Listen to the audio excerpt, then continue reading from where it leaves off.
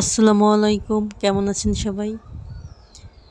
তো দেখেন আমি কিন্তু আজকে ফুলকপির তরকারি রান্না করছি। এই যে ফুলকপিটা আগে দিয়ে দিয়েছি কারণ মশলাটা বাটতে একটু লেট হয়ে গিয়েছে। এখানে আমি কাঁচামরিচ, পেঁয়াজ, রসুন আর জিরা বেটে নিয়েছি। তো বাটা মশলাটা দিয়ে দিলাম। এর আগে কিন্তু হলুদ, লবণ, তেল সব কিছুই পরিমাণ মতো দিয়ে দিয়েছিলাম। তো এখন আমি 15-20 মিনিটের মতো ফুলকপির তরকারিটাকে আমি কষিয়ে নেব। তো এখানে কিন্তু ফুলকপি আছে, আলু আছে, একটা মূলা দিয়েছি, আরও আরও কিছু সবজি দেবো। সেটা হলো যেখানে 4টা টমেটো ধুয়ে নিয়েছি, টমেটোগুলো দেব। আর শীতকালের সবজি তো বলার কোনো অপেক্ষা রাখে না যে ধনেপাতা তো থাকবেই তরকারিতে। তো দেখেন আমি কিন্তু এখনও তরকারিটা কষাচ্ছি।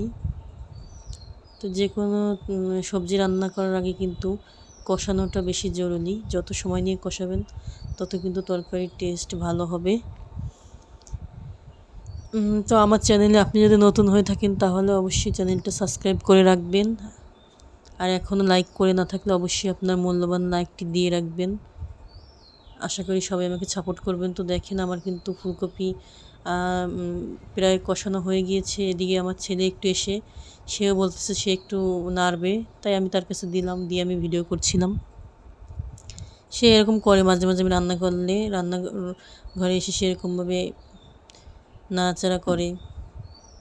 তো দেখেন আমার কিন্তু কষানো হয়ে গিয়েছে সবজিগুলো। এখন আমি ঝোলের পানি দিয়ে দেবো।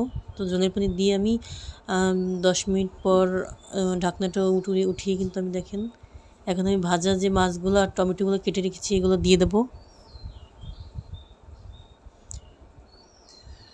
এগুলো দিয়ে কিন্তু আমি এখন 20 মিনিটের মতো রান্না করে নেব।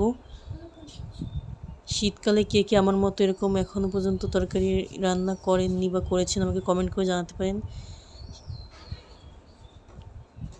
দেখেন আমার কিন্তু রান্না হয়ে গিয়েছে। মাশাআল্লাহ কত সুন্দর কালার হয়েছে তরকারিটা দেখেন।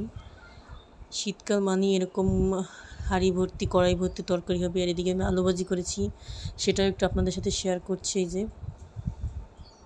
তো আমার রেসিপিটা আজকে কেমন লাগলো সবাই জানাবেন। এখন আমি তরকারিটা গামলায় ঢেলে নেব। তো দেখেন মাশাআল্লাহ কত সুন্দর দেখাচ্ছে। আর উপর দিয়ে আমি জিরার গুঁড়া ছড়িয়ে দিয়েছি। আপনারা চাইলে এইভাবে ফুলকপির তরকারি রান্না করতে পারেন, টমেটো, আলু, মূলা সব কিছু একসাথে দিয়ে। তো দেখেন মাশাআল্লাহ খেতে অনেক ভালো হচ্ছে। সবাই ভালো থাকবেন। আল্লাহ হাফেজ।